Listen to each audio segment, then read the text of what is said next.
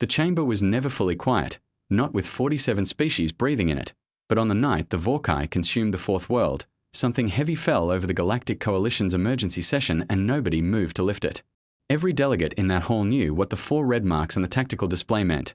4 worlds gone, each one a civilization that had existed longer than most species in the room had been traveling between stars, each one now a classification code with a timestamp and nothing else attached to it. 4 worlds. 11 months. No survivors from any of them. Not because the Vorkai killed deliberately, but because the Vorkai did not make the distinction between a populated world and an empty one, between a thing that thinks and a thing that does not, between something worth preserving and something worth consuming. They simply moved, and everything in their path became part of the moving. General Rethvalos stood at the head of the chamber in the formal blue sash of the Coalition Combined Command, and delivered his briefing with the steady voice of a man who had trained himself over 200 years to be the kind of officer who does not break in front of the people depending on him. He was tall, blue-grey scaled, with the particular stillness that very old soldiers develop, not the stillness of peace but the stillness of someone who has learned to conserve everything, because you never know how long the next fight will last or what it will cost. He laid out the Vorkai engagement history with clean, factual language, their biology, their movement patterns, the way their advanced tendrils work like fingers probing for resistance and then pulling the main body forward when they found none, the way conventional defensive formations fell apart against them not because the formations were wrong but because the Vorkai did not respond to any of the things that conventional formations were designed to threaten. They did not fear casualties. They did not protect supply lines. They did not negotiate. They consumed. Rethvalos had deployed 63,000 coalition troops across 4 engagements in 11 months and had achieved exactly one thing: confirmed information about what did not work. Now he was standing in front of the assembled member-world delegations and asking for more troops, more resources, more bodies to put between the coalition's remaining worlds and the tide coming for them, and the precision of his language could not fully hide the thing underneath it, which was that he was a man asking for help because he had run out of every other option. Ambassador Yura, sitting in the observer's gallery above the main floor, watched him and said nothing. She was human, which meant she was physically unremarkable by the standards of the chamber. Medium height, dark hair, wearing the grey diplomatic uniform Earth had spent decades refining to look appropriately serious without looking threatening, but there was something in how she sat that did not match the word unremarkable. She sat like someone who already knew how this meeting would end. When the formal request went out, infantry contributions, ground-capable units, species volunteering to add to the coalition's joint campaign, Yura filed Earth's acknowledgement through the standard diplomatic process: chip, signature, timestamp, nothing unusual about the paperwork at all. Then she sent one encrypted message to a specific address on Earth that did not appear in any coalition communication directory. It said, "They are asking, what do we send?" The reply came back in 4 minutes. "The ones who've been waiting." She read it twice, then set her comm device face down on the small desk in front of her, and watched the rest of the session play out with the same expression she wore when she was doing difficult math that she could not show anyone yet. Rethvalos caught her eye once, across the room, and she gave him a small nod that was professional and warm and told him nothing at all. After the session closed, she walked back to her quarters and spent 40 minutes reading the personnel abstracts that Earth's military coordination office had forwarded before she filed the formal response. The abstracts were short, each one a single page with most of the specific information removed, but what remained was enough to understand what she was agreeing to on behalf of the coalition. She filed the response. Then she went to sleep, which was either the act of someone with a very clear conscience or someone who had learned long ago that rest is tactical and guilt is a resource drain. The facility where Myri received the deployment order did not have a name that appeared on any map Earth shared with the coalition. It was 2 floors below ground level, in a part of a building that the building's own administrative records listed as maintenance infrastructure, and it had been operational in various forms for longer than Myri had been alive, longer than most of the people who now knew it existed had been alive, because the need for it had never actually gone away, regardless of what the official records said about its current status. Myri read the order at the common room table at 6 in the morning, alone, with a cup of cold coffee she had forgotten was there. The order was 47 words long. It told her where, when, how many, under whose authorization, and under what operational classification, which was the highest one, the one that meant the people asking had exhausted every other avenue and arrived at this one not because it was the first choice but because it was the last. She set the order down, looked at the wall, stood up. The common room had 21 other people in it, doing the various things that people who know how to wait do with waiting: reading, cards, maintenance work on gear that was already in perfect condition, quiet conversation that stopped the moment she came through the door, not out of alarm but out of the collective attention of people who had learned to read a room before they read anything else. She said, "Pack for extended." That was all. Junio, sitting by the window with a book open in his lap, closed it and set it down with the bookmark still in place. Optimism or habit, and with Junio nobody pushed him on which one it was. Taiho looked up from a card game he was playing against himself and said finally, with a smile that arrived before the word did and disappeared right after it, clean, fast, not quite reaching his eyes. Nobody answered him. Not because they disagreed. Because there was nothing useful to add, and in this unit, nothing useful to add meant nothing got said. Within 20 minutes the room was empty and the gear was packed and the unit was ready to move, and the coffee on Myri's table was still there, still cold, with nobody left to drink it. Verith Station was the kind of place that had seen enough to stop being surprised by most things. It had processed military traffic from dozens of species, absorbed diplomatic crises and supply shortages and the particular chaos of large-scale interstellar logistics. But when the mid-class cargo hauler with no insignia and no military markings requested docking clearance on Bay 7, the station's traffic coordinator paused over his console for a full 3 seconds before he approved it. That was 2 seconds longer than he paused for anything. The ship that came through Bay 7's docking collar was clean, functional, and absolutely unremarkable, the kind of vessel designed to attract exactly the amount of attention it deserved, which was none, and when the hatch opened, 22 humans walked out. Rethvalos was there to receive them because diplomatic protocol required it, and because he wanted to see with his own eyes what Earth had sent before he formed any opinions. He looked at the manifest in his hand. He looked at the 22 humans standing in the docking bay.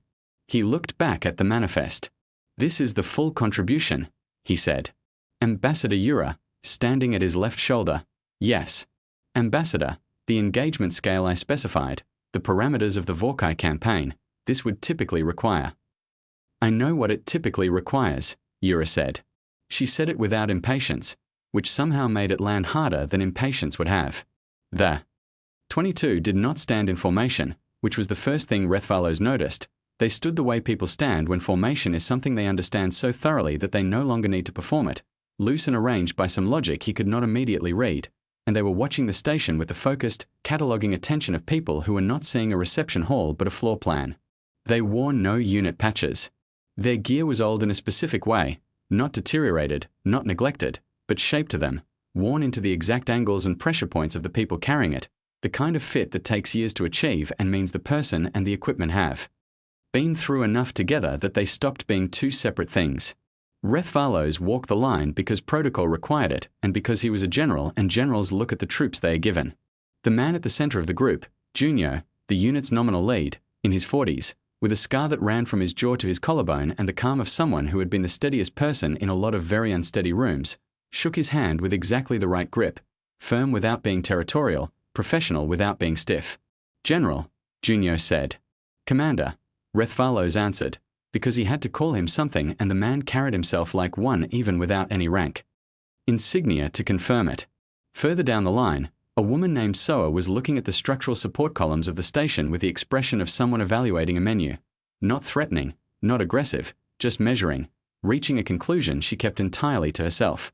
A younger man named Taiho caught Rethvalos looking at him and gave a small wave, friendly and easy, the way someone waves at a neighbor they like.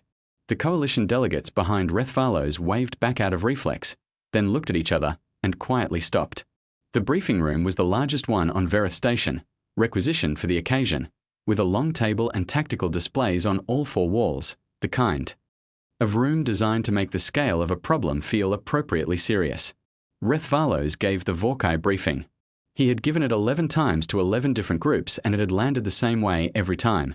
Silence, gravity, the particular unease that comes from facing something that does not respond to the things you are trained to threaten it with. The human unit listened with the specific quality of attention that looked like stillness but was not. They were processing, each of them running their own internal assessment of every piece of information he gave them, and he could tell because their eyes moved differently than a polite audience's eyes move. Nobody interrupted. Except once. A man named Dahayan, quiet, in his mid-40s, with a kind of stillness that suggested he had once been in constant motion and had made a deliberate decision to stop, raised one hand partway through the section on Vorkai biology. "What happens to them when they can't feed?" he asked. Reth Valos paused. "They have never," he said carefully, "encountered a situation in which they could not feed." "I know that, but biologically," Daehyun said, "what does the organism do?" The room went quiet. Not the quiet of people waiting for an answer, but the quiet of people who had just felt the shape of a question they had not known was possible to ask, and were still working out what it meant that someone was asking it. Reth Valos looked at Daehyun for a moment. "I don't know," he said. Daehyun nodded once and wrote something down in the small notebook he kept on the table in front of him, and the briefing continued, and nobody asked what he had written. The unit was given a shared residential corridor on Verith Station's military wing, standard coalition military accommodation, functional, somewhat too large for their number, and they settled into it the way they settled into most spaces, efficiently, without complaint, without the need to discuss the arrangement or mark territory or do any of the things that newly arrived troops in a new place typically do. A coalition security officer named Valantia was assigned the patrol route that passed their corridor on the night shift. She had worked security on Verith Station for 6 years. She had patrolled the residential sections during the stays of 11 different allied military contingents from 9 different species, and she had a good working sense of what troops look like at night, what sounds they make, what energy they carry, what a billeted group of soldiers does with the hours between the end of a briefing and the start of a mission. What she heard when she passed the human unit's corridor that first night was voices. Low ones. The kind of low that is not secretive, not hushed because someone is listening, but low the way a conversation goes low when the people having it have been having versions of it for so long that they do not need volume to make themselves understood. She stood outside the partly open door for 11 seconds. She counted them because counting was something she did when her hands wanted to do something and there was nothing appropriate for them to do. Then she kept walking. In her patrol log she wrote, "Nothing to report." In her head she kept the 11 seconds separate from the log entry, because the 11 seconds did not fit in a log entry and she knew it, and what she had felt standing outside that door, the specific quality of the calm coming through it, the way it felt less like people resting and more like something settled and patient in the way that very old, very serious things are patient, was not a thing she had a professional category for. The next morning she requested a different patrol route. Her supervisor asked why. She said, "Just a preference." He reassigned her without argument. She did not go back to that corridor for the remainder of the unit's stay on the station, and later, when the campaign was over and people asked her what it had been like to have the human unit on Verith Station, she thought about the 11 seconds and about the low voices through the partly open door and said, "Quiet, they were very quiet," which was accurate and also told almost nothing at all. On the last morning before the first deployment, Reth Valos walked to the docking bay where the mission transport was being staged and found Junio there already, alone, ahead of his unit, standing beside the transport's hull with his hands in his pockets and his eyes on the middle distance. The general was not planning to say anything of consequence. He had come to check the staging logistics. But he stopped beside Junio because stopping beside people was something he knew how to do, and they stood there for a moment without talking, which turned out to be fine. "How many Vorkai engagements have you personally been in?" Reth Valos asked. Junio thought about it. Not like he was calculating, like he was deciding how to answer. "Enough," he said. "Before this campaign, I mean, Earthside engagements, other deployments." Junio looked at him then, just briefly, with an expression that was not unkind and was not evasive but was the expression of a man who had been asked a version of this question many times and had long ago made peace with giving the version of the answer that was both honest and complete without being useful. "Enough," he said again. Reth Valos nodded. He went to check the logistics. Behind him, Junio went back to looking at the middle distance, and his expression did not change, and he stood that way until his unit arrived and then he moved with them and the expression went somewhere it always went when there was work to do, somewhere internal, somewhere quiet, and the general did not see it again until much later, when it meant something different entirely. The mission classification said Contained Engagement. A Vorkai advanced tendril, 300 organisms, had overtaken a coalition science station on the moon Verith 9, which had gone dark 6 days ago, and the coalition command staff who wrote that classification had done so with 47 years of mission taxonomy experience behind them, which meant they had a very precise understanding of what contained meant.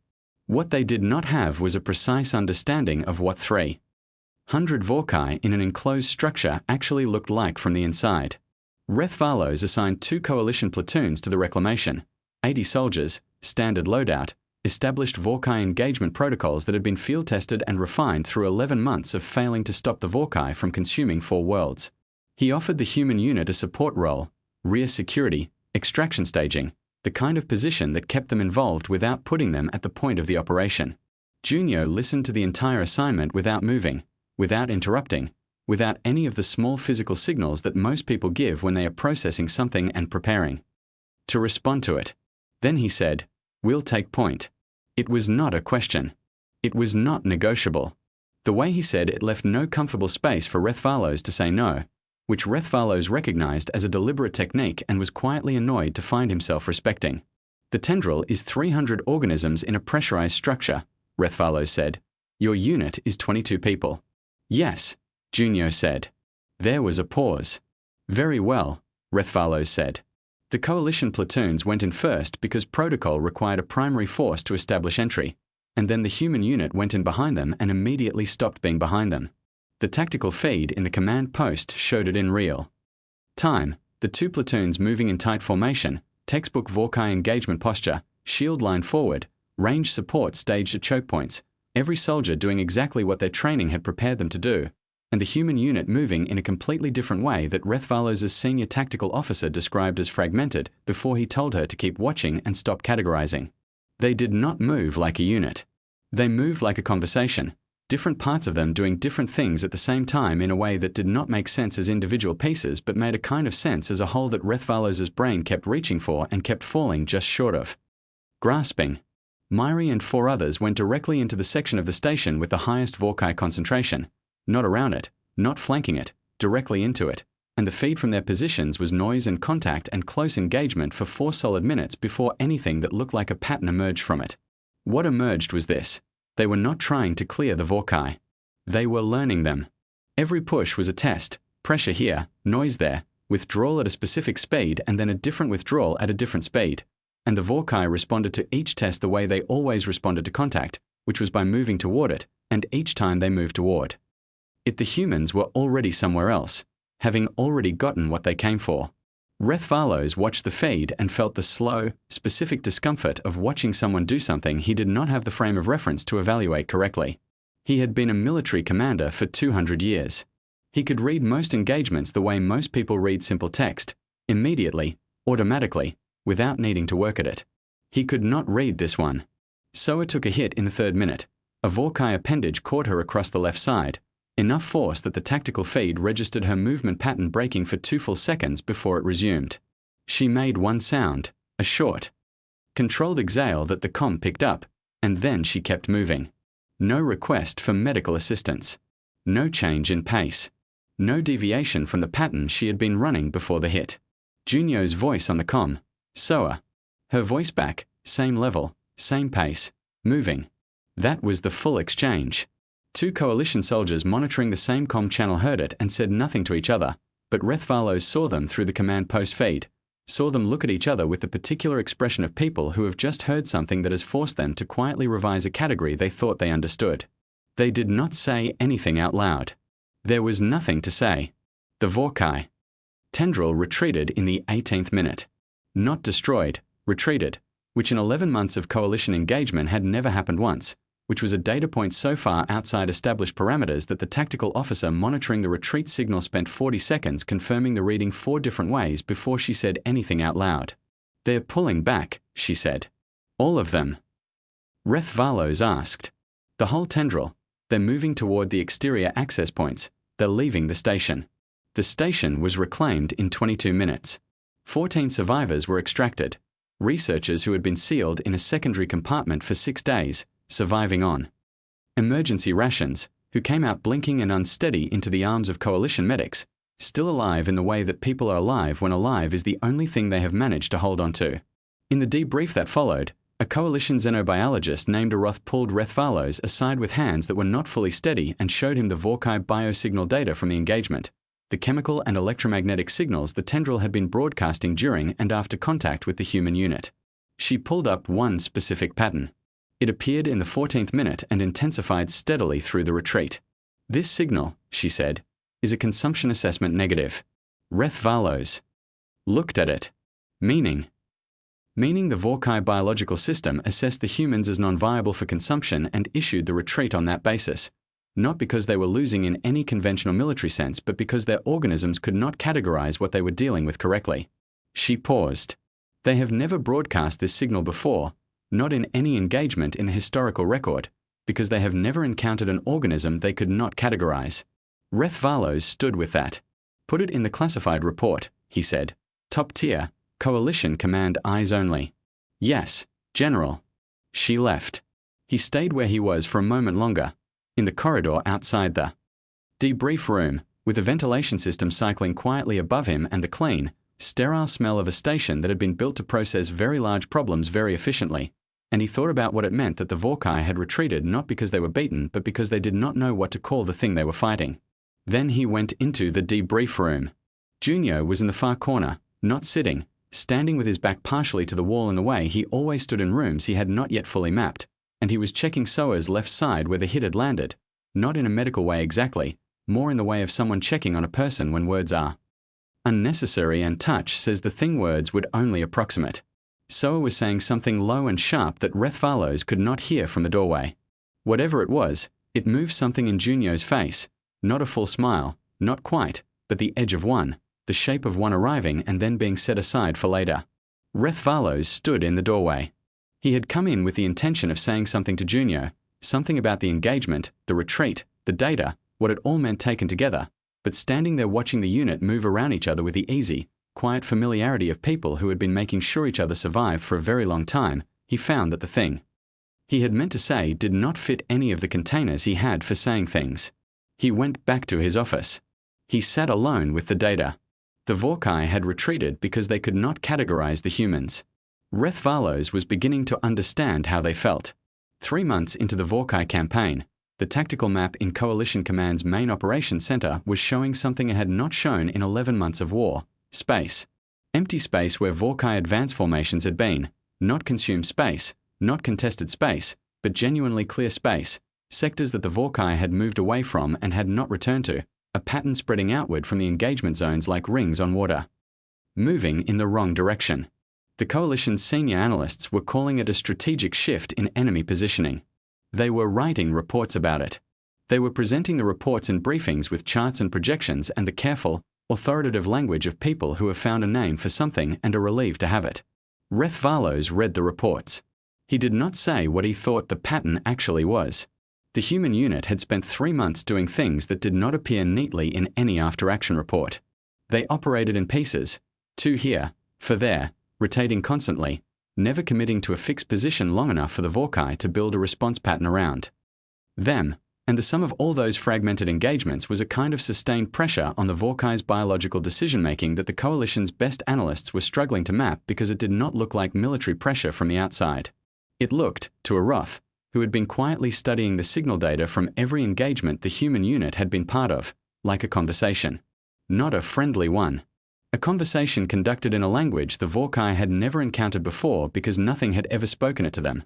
A language built from pressure and absence and unpredictability that kept telling the Vorkai biological assessment system the same thing, over and over, in different forms, that what they were dealing with was not food, was not prey, was not a thing that fell into any category they had a process for. And the Vorkai, being biological rather than strategic, responded to an uncategorizable input the only way their biology knew how. They retreated from it. Not because they chose to. Because their organisms told them to. Coalition intelligence had been quietly building a picture of the human unit since their arrival, working through proper channels and several that were not quite proper, and it was slow work because Earth had built the file architecture around these people very carefully. The documents that existed were complete and professional and told you exactly what they were designed to tell you, which was enough to satisfy a formal inquiry and not nearly enough to understand what you were actually looking at. What the intelligence team eventually assembled, shared with Rethvalos in a meeting that had no official record and no transcript, was this. These people were not special forces in any conventional sense that the Coalition recognized. They were not the best of a regular military tradition, not the elite tier of an established fighting force, not decorated veterans moved into a specialized unit after proving themselves through a normal chain of achievement. They were something older than that and more specific. Earth had been running a program, officially disbanded, listed in public record as inactive, not inactive, that identified individuals who had survived things that statistical analysis said they should not have survived, and who had come out the other side of those survivals not healed but changed in a particular way. The part of them that assessed a situation and said, "This is too much, stop, the cost is not worth it," that part was no longer functioning. Not suppressed. Not trained out. Not overridden by willpower or ideology or loyalty to a cause. Simply absent. As if the experience of surviving the unsurvivable had removed it the way fire removes everything that can burn, and what remained was the thing that does not burn, the thing that waits in the ash after everything else is gone and does not consider the ash remarkable. The intelligence officer who delivered this briefing to Rethvalos was careful with her language, which he appreciated, because it meant she understood that the information required care. Earth is aware of what these individuals are, she said. The program exists because there are conflicts that cannot be resolved by forces that still have a normal range of human survival calculation operating, and Earth keeps them available for those conflicts, and they are not deployed without significant deliberation. Rethvalos said, "How often have they been deployed?" The officer paused. "Twice before," she said. "Both times the conflicts ended." What were the conflicts? Classified by Earth at a level we cannot access, only that they ended, and that the unit's involvement was the deciding factor. Twice in how long? 40 years. Rethvalos looked at the ceiling. 40 years between deployments, 40 years of 22 people sitting in a facility with no sign above the door, on a world whose coordinates Earth kept like a locked room, waiting for a war bad enough to need them. And he thought about Junio closing his book with the bookmark still in it, as if he expected to come back to it, and he thought about Taiho saying finally with that smile that did not reach all the way to his eyes. He thought about what 40 years of finally felt like from the inside. He did not ask the intelligence officer to speculate on it. Some things you carry alone because they are too heavy to make someone else hold. Heron was a coalition medic, third-year field posting, who had embedded informally with the human unit 2 months into the campaign under the stated purpose of studying their physiological stress responses for a xenobiology research project. Junio had looked at her for a long moment when she made the request. Then he said, "Fine." Just the one word. She had spent 2 months learning what he meant by it, which turned out to be, "You can be here, and we will not adjust for your presence, and what you see is what there is, and what you do with it is your own matter entirely." She had filled 3 notebooks. One evening, after a long day that had been defined mostly by waiting, which was its own kind of work for this unit, a discipline they practiced with the same seriousness they brought to everything else, she sat with Taiho in the common space and asked him the question she had been not asking for weeks. "Why did you join?" she said. Taiho was playing cards against himself, which he did often, flipping one card over and then another with the absent rhythm of someone who is not really playing but needs something for his hands to do. He looked at the question for a moment. "Joined implies there was somewhere else to be," he said. He smiled the fast smile, the one that arrived before the sentence finished and left before the sentence was fully gone, clean and practiced and not quite reaching the part of his face where the real ones lived. He didn't say anything else. Heron had learned, by that point, that in this unit the absence of elaboration was itself the elaboration, that the things they did not say were not omissions but the actual content, and that reading them correctly required accepting that you would never fully read them, only approximate them. She wrote it in her notes that night. She put it in the section she had. Started labeling things that are true but cannot be filed. That section had gotten longer than the official research section. She was not surprised. The Vorkai Dominion issued a biological recall signal on a Tuesday. Coalition Command's monitoring systems caught it at 0340 station time, and the night shift analyst who saw it first spent 6 minutes running the same confirmation check 4 different ways before she woke anyone up. When she did wake someone up, she woke up Rethvalos.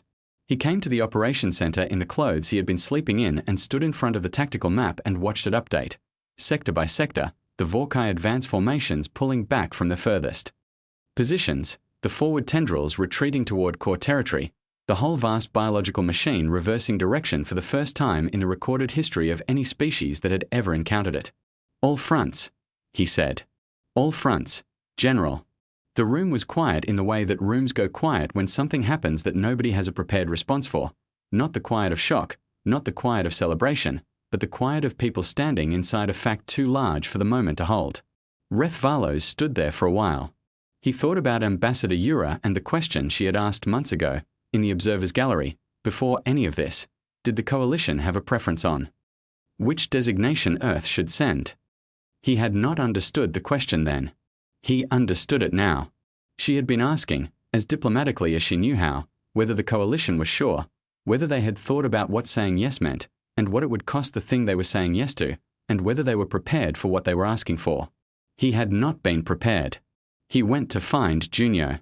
The Coalition victory ceremony was held on Verith Station because Verith Station was where the campaign had been coordinated from, and because the Coalition's event bureau had spent considerable resources transforming Bay 12 into something that could hold delegations from 47 member worlds simultaneously and look appropriately historic while doing it. There were flags. There were speeches in 93 languages, running through translation arrays that hummed at a frequency just below hearing. There was a formal program 40 pages long that had taken a committee of 11 people 3 weeks to finalize, and which would be archived in the Coalition's historical record as a primary document of the Vorkai campaign victory ceremony, the first of its kind in 6,000 years of Coalition history. In the back row of the designated seating area for Allied combatants, 20 people sat in chairs that were slightly too large for human proportions and listened to 6 hours of formal proceedings with the patient, settled quality of people who have learned to wait without letting the waiting reach them. 2 of their number were not present. Minyu, whose left hand had been too damaged in the 4th major engagement to reconstruct fully, was in a Coalition medical facility 2 stations over.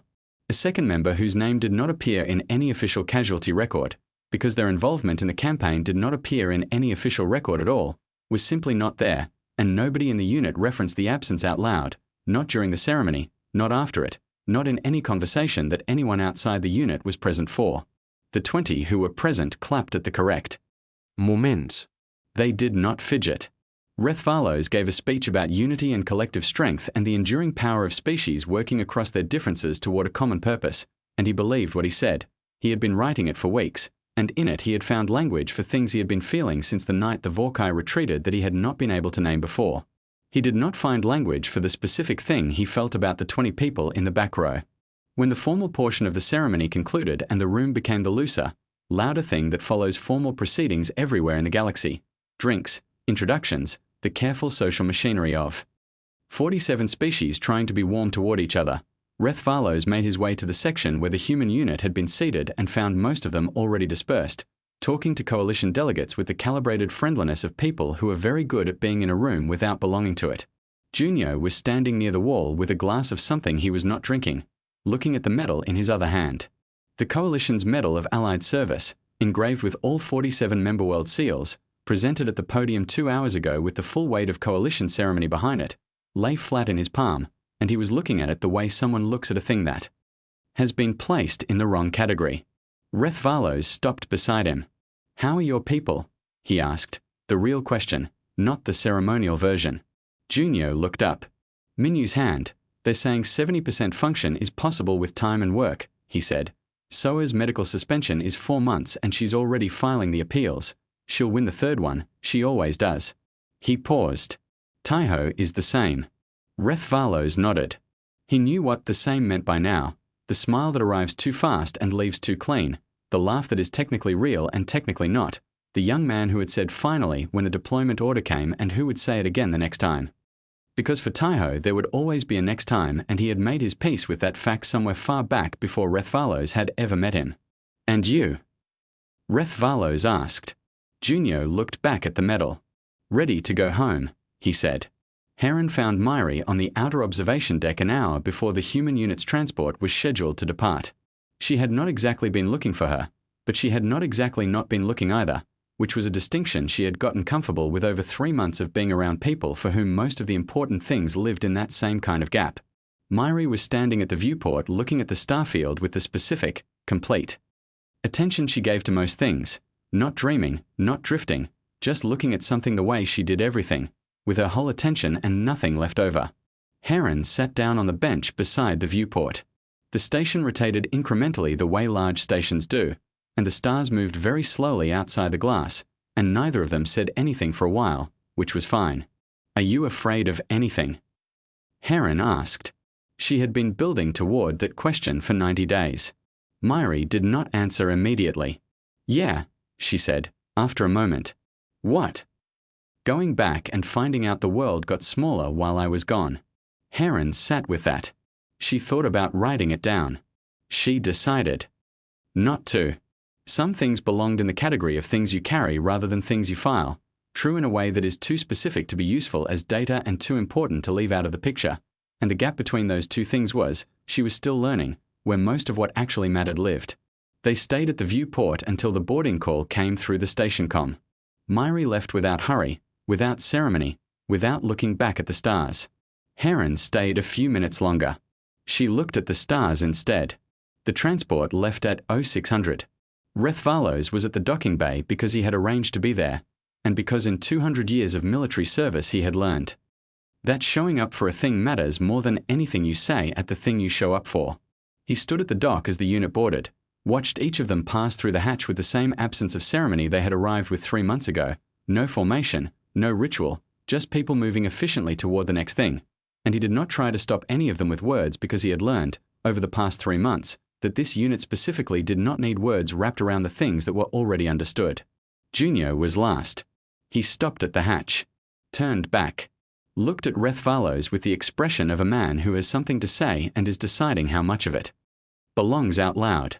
Rethvalos opened his mouth to begin the speech he had prepared, something about the 47 worlds still standing because of 22 people, something about history and gratitude and the things that would be written about this campaign for the next 1,000 years. If you ever need, he started.